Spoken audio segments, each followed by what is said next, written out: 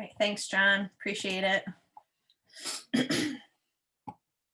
Well, good morning, everyone. It's 10 o'clock. I figure I'll go ahead and get started. There's not going to be a quiz at the end, so if anybody misses anything at the beginning, there's not going to be, any points taken off or anything. So, my name is Ursula Wilkinson. I work for Campus Technology Services on campus as an information security analyst. I've been with the department for just over 4 years now. I wanted to, I'm always happy to do breakout sessions for the winter breakout. It always seems like a better opportunity, and they're better they're better attended. So I wanted to put out a session for everyone about how to handle sensitive information. And I apologize ahead of time if I cough. I am recovering from a bit of sickness, so please bear with me. I'm going to try to, but I did just present us in the previous hour, so my throat's getting a little bit scratchy, so I apologize now. I'm not going to purposely cough, but I can't guarantee that I won't, so again, my apologies. The title of today's presentation, I'm going to share my screen momentarily here, is should I have emailed that? Sensitive data and how to handle it. I tend to try to take a lighthearted approach as much as I can with information security concerns, just because I know it can feel sometimes very heavy and very serious. But I understand that can also be very intimidating for people. So if you notice that I'm trying to be lighthearted, it's not that I don't take this seriously, and I just want it to be an approachable subject for all of you. So if you have any questions at any point, again, please feel free to ask. There's no such thing as a silly question. I will do my best to answer any questions that you have about this, about anything that's in the slides. And if I can't immediately answer it, please, I'll write it down and I'll follow up with you afterward. What we're going to go over today is what I feel is an important topic. Otherwise, I wouldn't be here, right? There was an incident. I don't want to call it an incident. There was something that happened within the last year on campus that made it clear to me that there's some confusion and some misconceptions about sensitive data and how to handle it amongst different departments and constituencies on campus. And I wanted to put this presentation together to help clear up some of the things that might be happening, and about what we should be doing and maybe what we shouldn't be doing. There's a bit of a spoiler alert with this. The answer to the question on the title slide is no. If you have to ask yourself the question about a piece of data, the answer is probably no. So spoiler alerts, probably the answer is no. Ideally, nothing I'm going to go over today is completely new or foreign to anyone. If anyone has completed the information security awareness class that is assigned by HR on an annual basis, excuse me, some of this should be familiar to you, because it's at least mentioned, but not covered in depth in that class, just because it's almost worthy of its own presentation like this. And there are so many other things to cover in terms of awareness that we don't cover it in depth, but hopefully none of this is completely new. If anybody hasn't taken their information security awareness class from HR, please, it's not too late to do so. There's always value in taking the class and reading through the material, even if we haven't really said that you had to. So, and you're always welcome to repeat the class as a refresher if you like. If you search for the assignment email from HR in your inbox, you should be able to find the link to do that if you like. And I will make a comment that I originally created this presentation for the Banner users group on campus, because I know that primarily it's people that use Banner that have access to sensitive data on campus. So some of these things may or may not to apply to you depending on what your role is here on the campus. But in general, everything should be applicable. we all handle different data types and different types of data about individual people. So, faculty may be handling, grades and that kind of information, whereas somebody in financial aid might be handling tax information.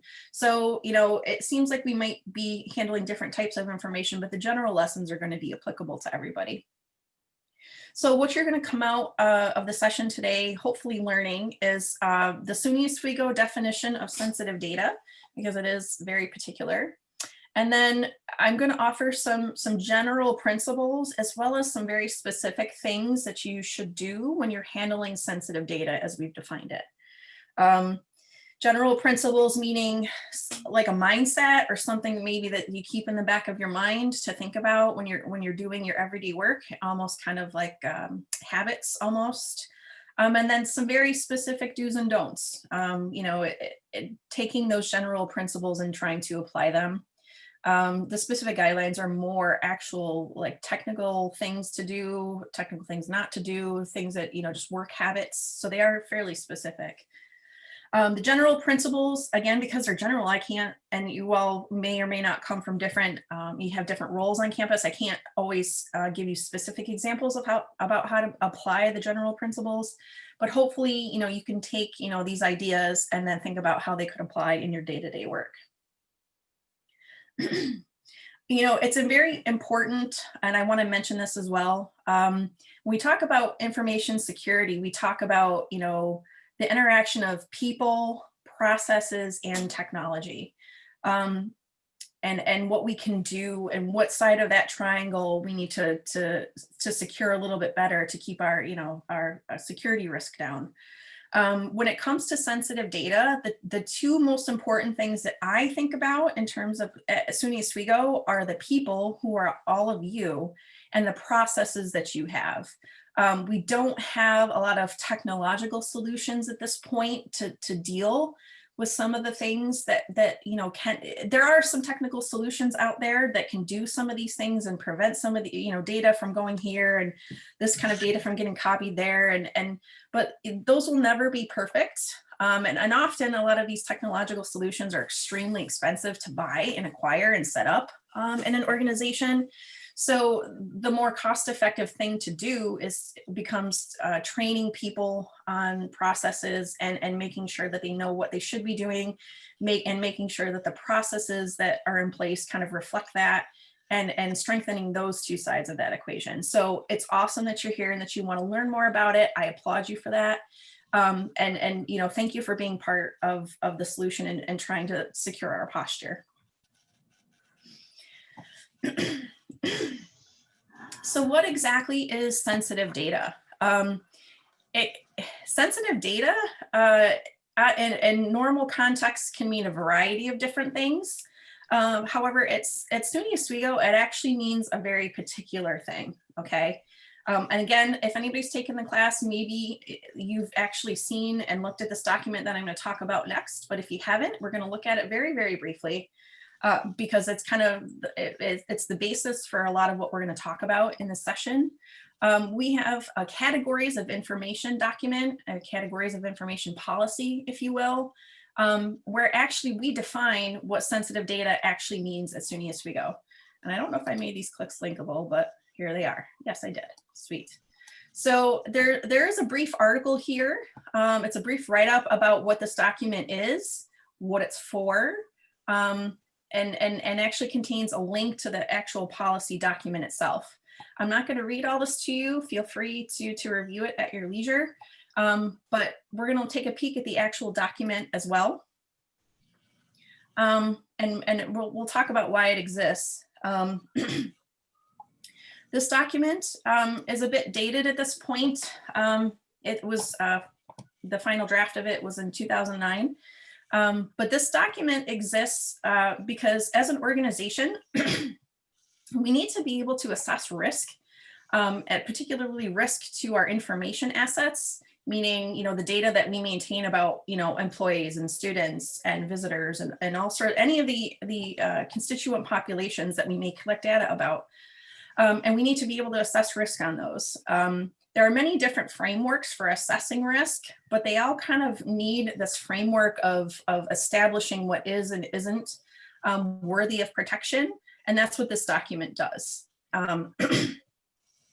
This document establishes the groups about whom we collect information, and you can see them here kind of at the beginning. And then it goes into the different categories that the data that we collect may fall into. All right. So we're gonna, primarily today, we're gonna talk about the two most critical categories of information. And they're in this document, they're listed as most sensitive to least sensitive. And I'm gonna, again, not read this to you, at length. It's available on the CTS website, and I can go back to the page that has the links if anybody wants to look. It's also available from the CTS cybersecurity site. But we're gonna talk today about the protected category, which is basically data types that are regulated by laws or statutes. Okay, so we have extra obligation to protect these types of data.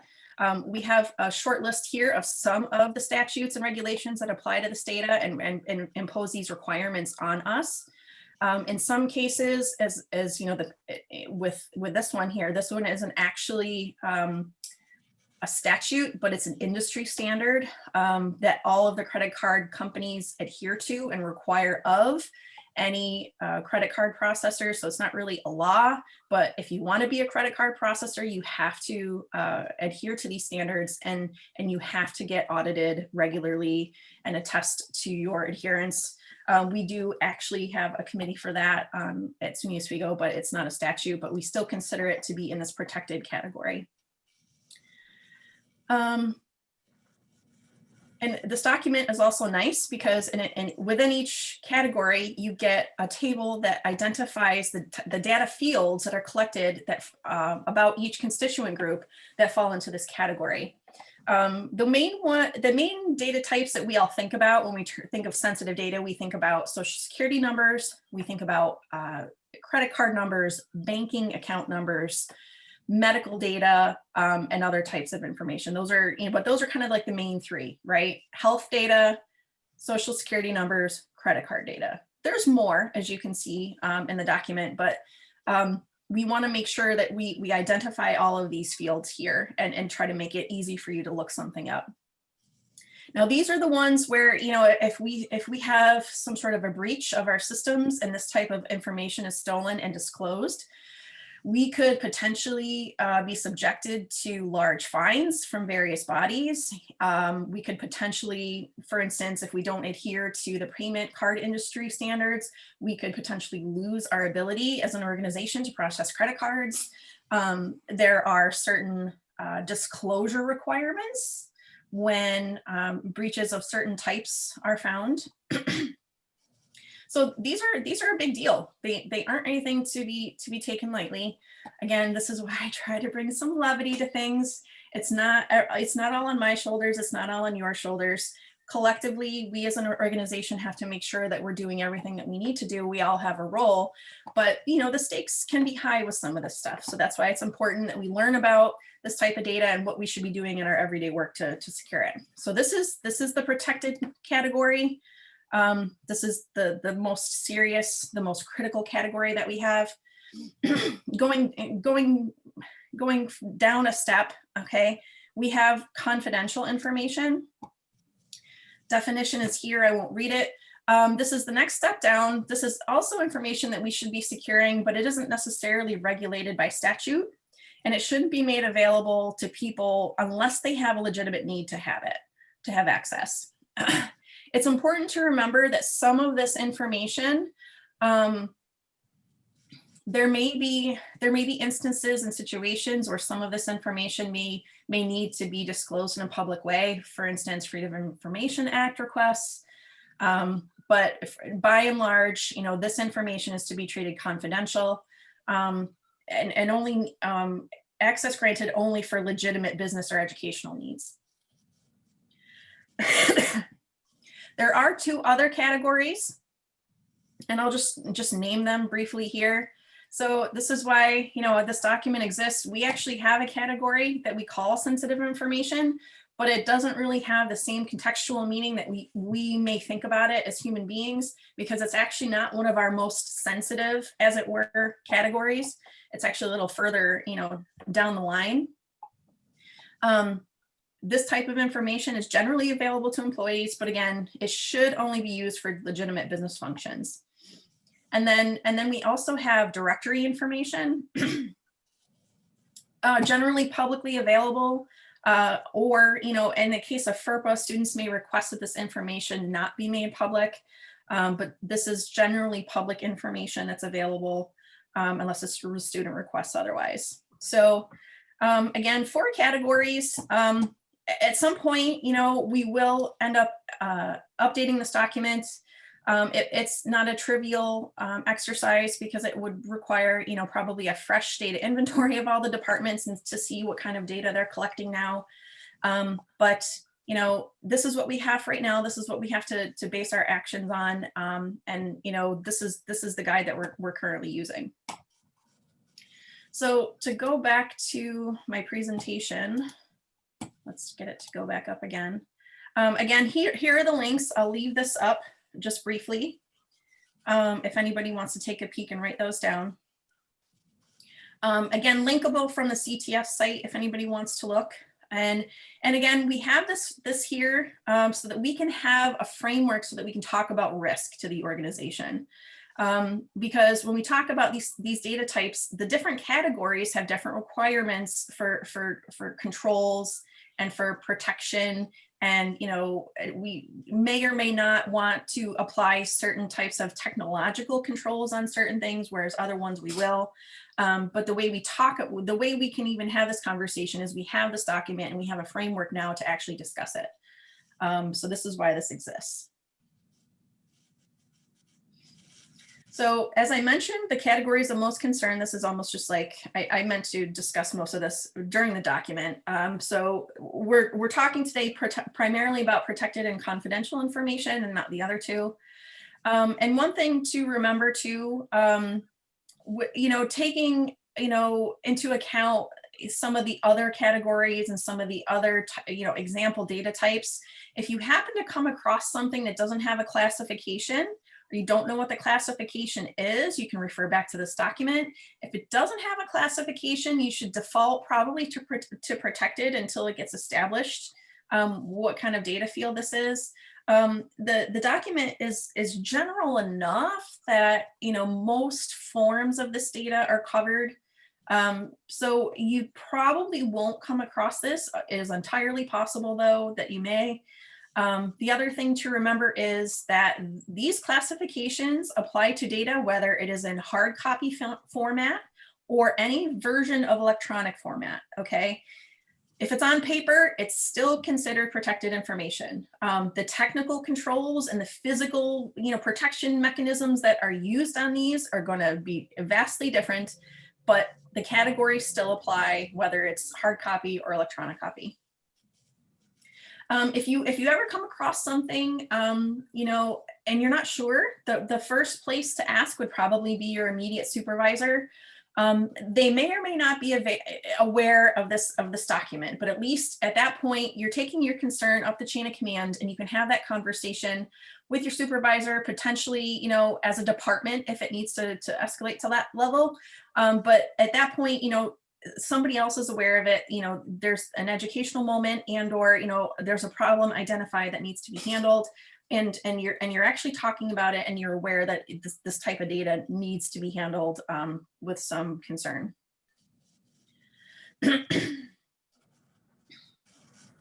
So now that you know what some of these categories are, it's really important to talk about what we actually need to do and how we actually handle this. And I was talking about general principles, plural, but the general principle can be distilled into one idea, and that's minimalism, okay? Minimalism. Try to, keep everything that you need and that you do in terms of data to a minimum. And again, this is a general principle. So some of the things that I'm mentioning, in the next couple minutes may not directly apply to what you do every day. But if you tie it back to the idea of minimalism, you can apply the idea of minimalism somehow in some shape to what you do every day. Again, I created this presentation and for the Banner users group, and they definitely are a group of users who have access to extremely sensitive data, protected data. But again, you know, these are things that could generally apply to most departments. I'm not aware of what all of your roles are, but again, you can always take this idea of minimalism and apply it in some capacity. When you're thinking about what you do every day, ask yourself, do I or do we actually need the data that I have access to? Do I need to run this report every day? Do I need all of the information in this report? Can I accomplish what I'm doing with fewer data fields? Okay, try to trim it down to only what you need and only what you need to get the job accomplished. How long should I keep this data? How long do I need this report? Can I delete these spreadsheets, you know, after a month? Think about that as well. Okay, how long do you need to keep this data? All right, if you can clear things out, or if you don't need to keep it, make sure that you're clearing things out. Minimalism not only applies to the amount of data and what you're doing, but also to the level of access that you have to the various systems that you use in your day-to-day work. Again, it seems very general, but I know that there are various applications that different departments have that CTS really doesn't have a day-to-day hand in, and it's mostly administered by someone in that department. And they're the ones that are creating the authorizations for different users. You know, if I needed to get into Alma at the library, for instance, somebody at CTS wouldn't handle that. It would be somebody at the library. So somebody at the library handles that application and handles the authorization for the users. So as a user of an application, you can ask, do I need this level of access to this? Is there, you know, can it maybe dial back? I mean, what's the bare minimum that I need in this application to do what I need to do? Okay, the other thing is that the supervisors or the people that are responsible for authorizing people access in these applications ought to be reviewing the users that have access and their level of access. It can happen at the application level. It might also happen, you know, as a supervisor level as well. Because when we think about, you know, authorization to data, it could be in an application like Alma, or it could be, you know, to the network shares that that are established for the various departments that CTS maintains. Access to those network shares is something that's usually authorized through your supervisor. So when you're thinking about minimalism, think about what you have access to and ask yourself, is there something that I have that I don't really need? Or, you know, if you're responsible as an administrator of a system or as a supervisor, does everybody really need everything that they have that I can, you know, that I have, you know, administrative control over? Perhaps not. You know, make sure that we're reviewing this periodically. Oops, sorry. Make sure, you know, it's not something that needs to happen all the time, but there should be a periodic review of this, you know, from a personal standpoint, as well as a supervisor standpoint, whether or not, you know, maybe those things are already happening kind of ad hoc when people leave and join departments. Maybe supervisors individually do this for themselves and their departments, maybe they don't. But the idea is to make sure it's getting done and perhaps document it somehow. Because if there were ever some sort of audit that were ever to come through and say, all right, well, so how are you auditing access controls in terms of auditor speak? That means how often are you looking at all of your accounts and making sure that, you know, accounts you don't need anymore are disabled and people that don't have any unnecessary access.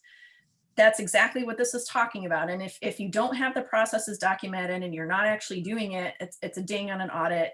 It also just creates risk from a cybersecurity standpoint, because if people have access to things that they don't need, if their account is ever compromised for whatever reason, they have access to things they don't need. Now the bad guys have extra access that well, one, they shouldn't have had to begin with, but extra things that they really shouldn't have. And when it comes to specifically accounts, that's known as the principle of least privilege. It also ties back to why the wisdom is to not do your everyday work on your computer with an administrator account. You shouldn't be using an account that has more privileges than what you need to do what you need to do. So again, and again, ties back to minimalism. One important caveat with this, and when you're talking specifically about deleting data or deleting reports or things that you don't need, you do have to be mindful of any departmental or SUNY retention policies for this.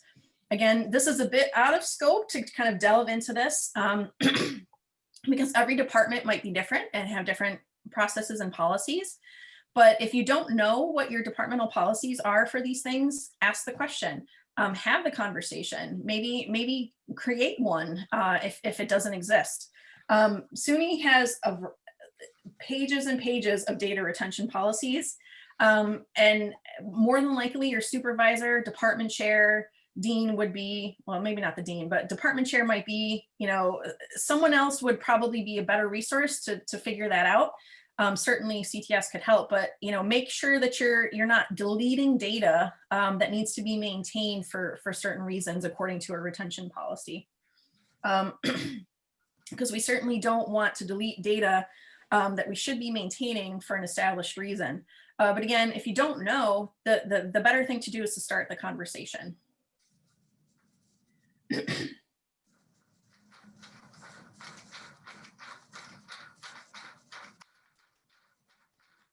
So now that I kind of covered the general principle of minimalism, minimize what you need, what you have access to on a day-to-day basis. I know that's very general and it's not very, it potentially isn't very helpful. So I wanted to also offer some specific guidelines about things that you can do that are fairly concrete, that you can do every day in your work habits, that will help, that are related to this issue of confidential data, protected data, and how to protect it.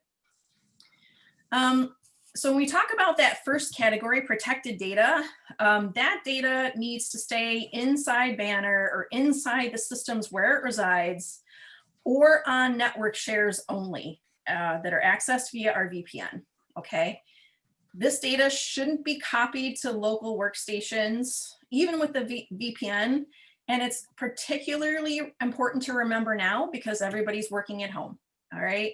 It's still not a good idea to do this when you're in the office. And we would still discourage you from doing that.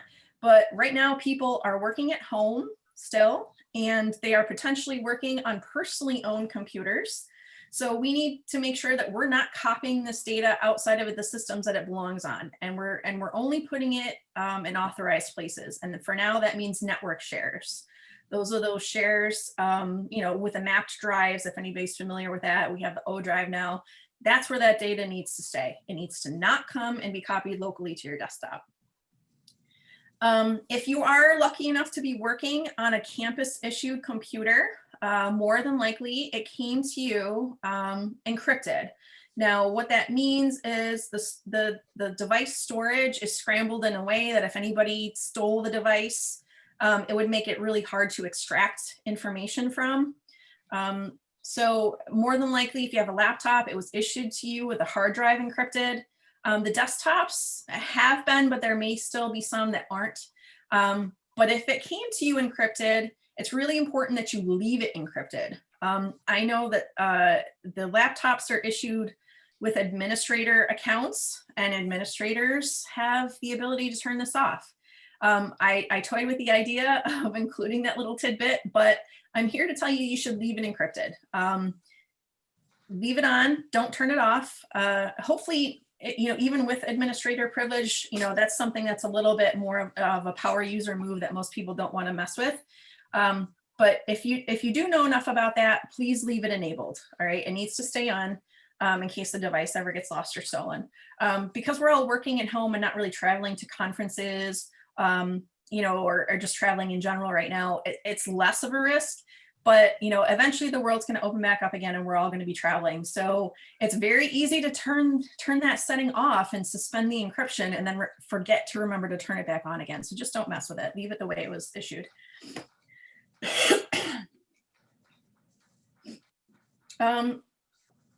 One particular thing that may be obvious if we're not actually supposed to be copying protected information to our local computers is that protected information should never ever be emailed.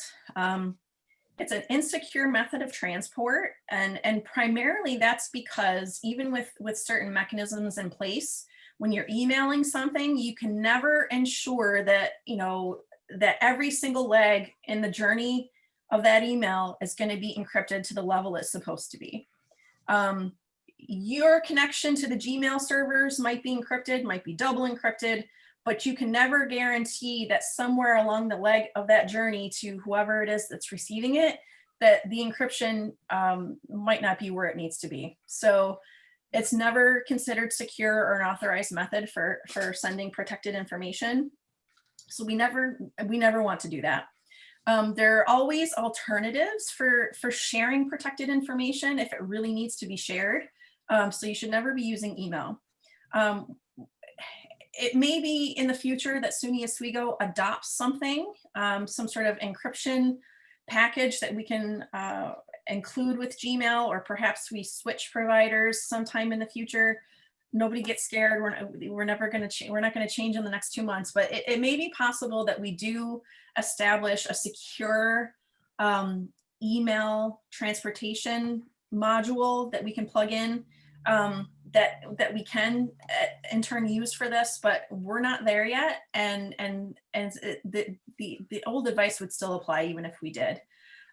There are, again, technical solutions. They cost money for the most part. And again, this is where we go back to, yeah, there's a technical solution, but it's too expensive. So we got to focus on the people and the processes. Hence, here we are.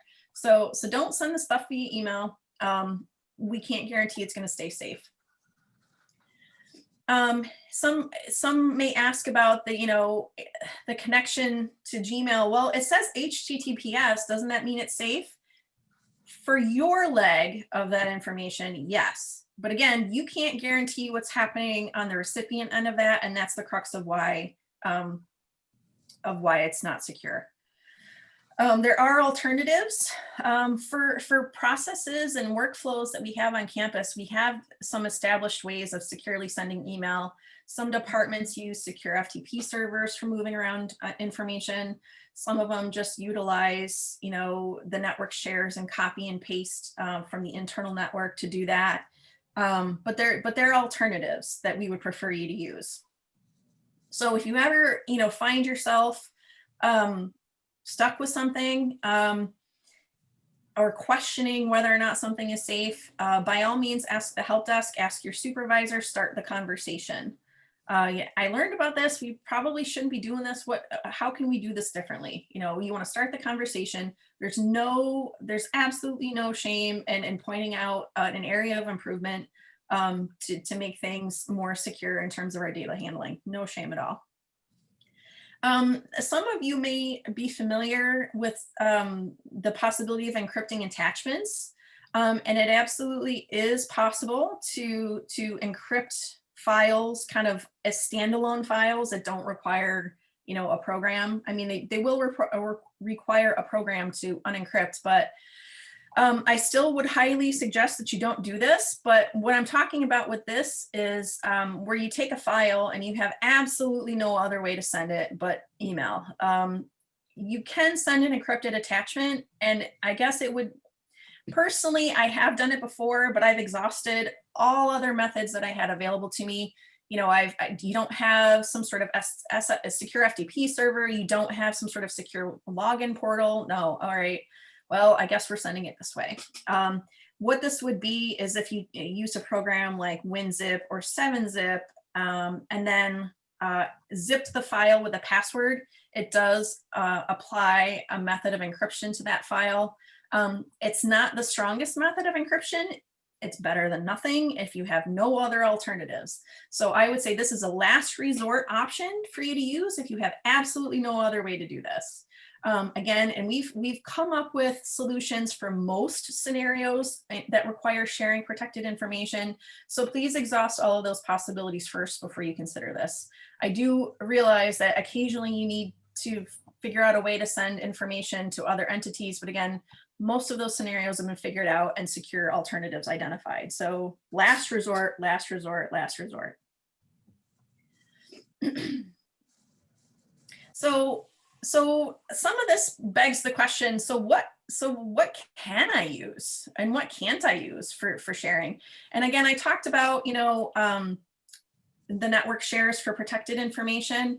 One thing I would also like to point out is, and I hopefully this doesn't apply to a large number of people, but if you're using any kind of personal account to do any kind of business work or do any kind of personal backups to your work computer or containing work data, they really shouldn't be used for that purpose.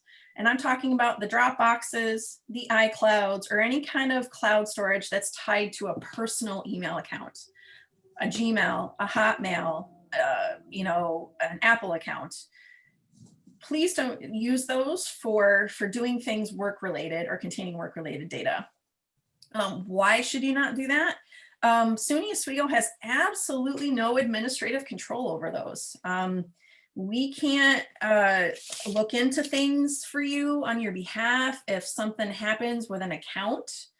If perhaps your account gets hacked, we don't have any administrative authority to look into that for you. It puts our information at risk by doing so. We can't control any of the settings for those because, and sometimes if anybody is familiar with some of the Zoom bombing issues that were taking place, early in 2020, sometimes the default settings for things aren't as secure as perhaps they ought to be. So, if there's settings that, that are set up on your Dropbox account, SUNY Oswego can't set any more secure defaults for you. We don't know what those are. We don't know how, we can't enforce any kind of minimum standards for those. We have no visibility. So, stay away from those in terms of what you're doing for work. And it's also a freedom of information and a potential litigation issue. If a request comes in and potentially there's some data sitting in one of your personal accounts, it can get kind of sticky. You just avoid all of that and just don't use your work email, your personal accounts on work devices if at all possible. You don't want to have, a lot of gray area for people to step into your personal accounts if that need doesn't have to be there. And the other thing I will just mention too, I don't know if anybody participated in my previous presentation earlier this morning, but when you use personal accounts for college official business, you're kind of blurring the lines of what we're teaching people is a safe email to expect communication from. If somebody gets an email from me that comes from ursula.wilkinson.oswego.edu@gmail.com, I don't want people to get used to gmail.coms as legitimate, officially sanctioned email addresses. So please stay away from them from an awareness standpoint as well. We want to encourage people to use their oswego.edu accounts for official business because we want people to understand that that's where official communication is going to come from, and that things that maybe don't come from oswego.edu are slightly more suspicious. So we want to delineate that a little bit better for people. So if we have lots of usage of personal accounts for things, we're blurring that line and making that awareness initiative more difficult to accomplish. So the things that are acceptable, so protected information we covered. When we're talking about confidential information, that next step down, Google Drive, your Laker apps Google Drive, and SUNY Oswego OneDrive are considered acceptable places to store this kind of information, as well as the network shares. OneDrive really isn't in wide use in terms of storage, but there is some capability to store files there because we are using Office 365 now. But Google Drive is acceptable for confidential information. So those places are fine. We try to discourage people from copying things to thumb drives and external drives as much as possible, simply because they're harder to inventory and maintain physical custody of. So better to use something like Google Drive, where it's easier to administer and maintain and monitor than a thumb drive that just can go in somebody's pocket. Using that as a segue, important thing to remember about backing up your computer. More than likely, your campus computer was issued to you with either Google Drive file stream or backup and sync enabled and set up, and it's backing up your files using your SUNY Oswego Laker apps account. That's what we want. And that's why, you know, confidential information is okay to go into Google Drive. And again, we're to bring it back to protected, because we're not actually copying protected information locally. We can't accidentally, through our backup processes, put protected information up into Google Drive, right? So again, to drive that point home, don't copy protected information to your desktop. It could inadvertently get copied up there through the Google backup and sync processes or Google Drive file stream, and you might not even realize it. But that risk is eliminated if you're just not copying it to start with. If you're doing local backups of your computer to either an external drive or a thumb drive, again, we don't really recommend that for the reasons of, you know, physical custody and risk of theft. But if you're doing that, you're highly encouraged. And again, we don't have any way to enforce this, but you really should be using encrypted drives for this purpose, for the same reason that your laptop is issued to you with an encrypted drive. If it's stolen, it makes it much, much harder for the bad guy to extract any useful data from it if it's encrypted. So make sure it's an encrypted drive if you're doing that. It's a little bit out of scope to explain how to do that. You can always reach out to the help desk for some guidance on how to do that. There are better solutions out there than others, but again, start the conversation. Realize that you may or may not have a need for this, but you know, if you're using Google Drive or backup and sync, but I do know that, you know, at least there are some departments that have purchased external drives for people to do backups. So make sure they're encrypted. And again, it bears repeating, Google Drive is not okay for protected data. We talked about how backup and sync works, or Google Drive file stream works. If you're copying protected data locally, it could inadvertently get copied up there as a backup during that process. So make sure that you're just not putting it there to start with. Remember that principle of minimalism, only get what you need.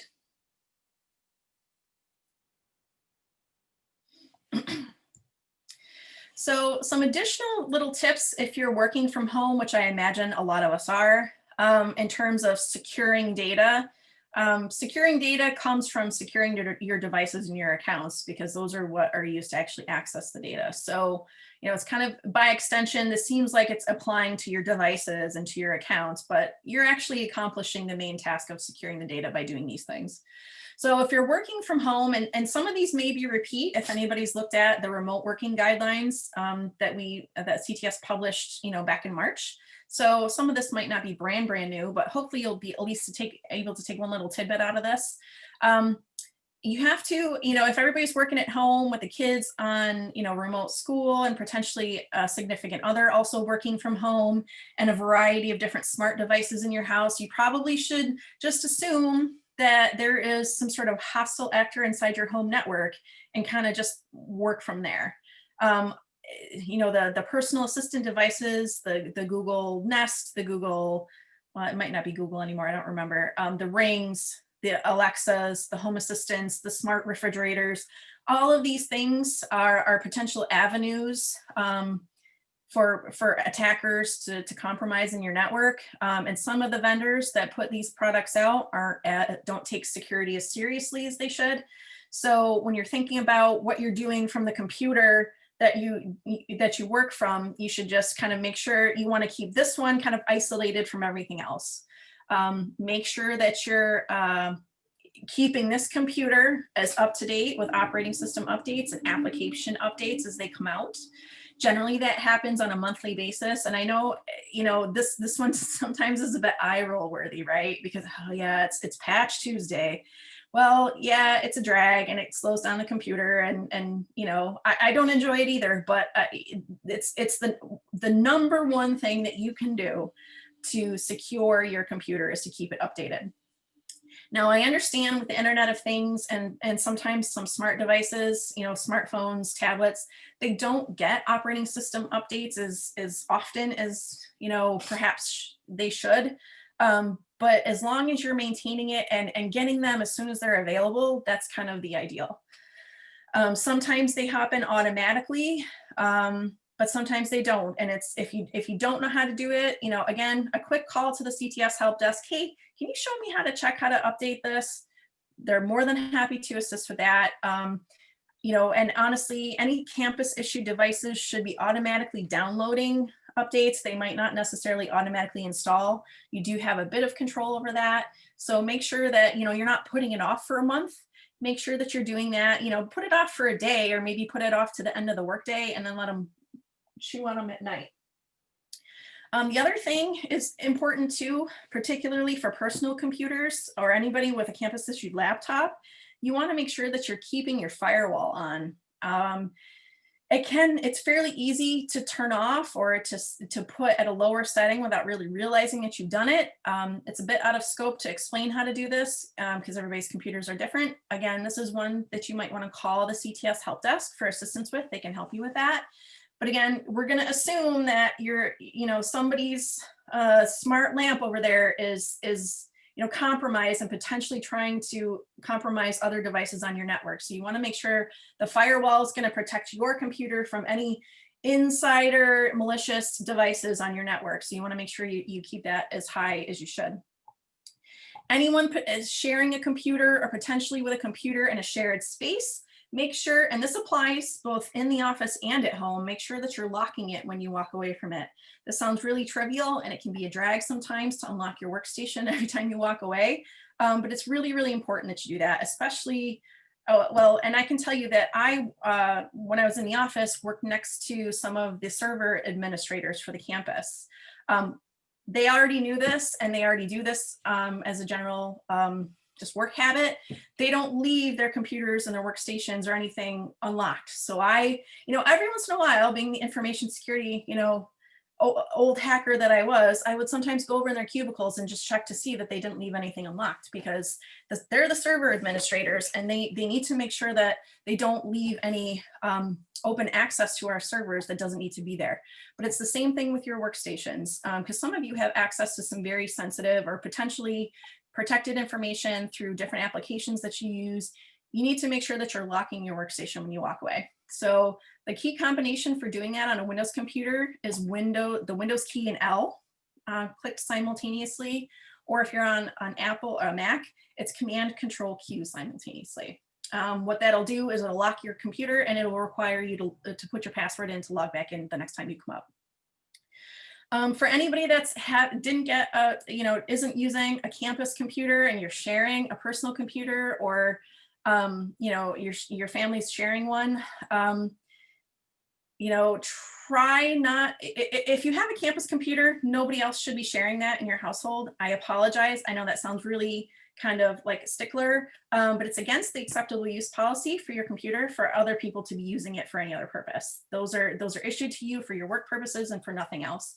So if you're doing that, please stop. I'm not gonna take your birthday away, but and I'm not gonna point fingers at anyone. I don't know if it's happening. I would hope it wouldn't, and I would hope that it should be fairly common sense not to do that. But if you are, please stop. It's against the acceptable use policy. If you have a personal computer that you're using, please, if you're able to, please don't share it. If you can just keep it for yourself for the duration that we're working at home, that's ideal. But if you can't and other people need to use this computer, everybody should have their own separate account for their whatever it is that they're doing on that computer. And ideally, everybody's, when you're on this computer, everybody that's using it is using a regular user account and not an account with administrator privileges. It's much, much easier to compromise a computer if the person that's logged into it is logged into it with an administrator account. So if multiple people are using the personal computer and you're using it for work, make sure everybody has their own separate accounts, make sure everybody has their own separate passwords, and make sure that everybody is using just a regular user account for that.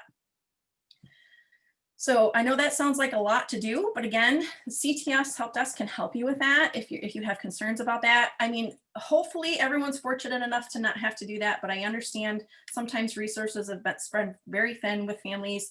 And I know that there may be people using personal computers.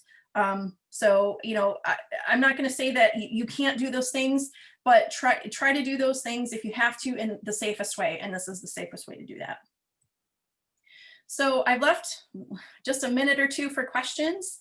It didn't look like anybody had any questions pop up, but if you do, feel free to get in contact with me. You can feel free to ask them now or reach out to me after with any questions or concerns. I also welcome feedback and suggestions for more presentations if anybody has that. But by all means, there's more information, and the way to kind of get to that freedom of information, the categories of information document is in the CTF site, but there's also, it's also available from the cybersecurity site as well. And it doesn't look like anybody had questions. So we have another minute or so if anybody does. All right. Okay, thank you. All right, thank you everyone for attending. I hope you enjoy the rest of your weekend. Oh, wait, I might have seen something pop up in chat.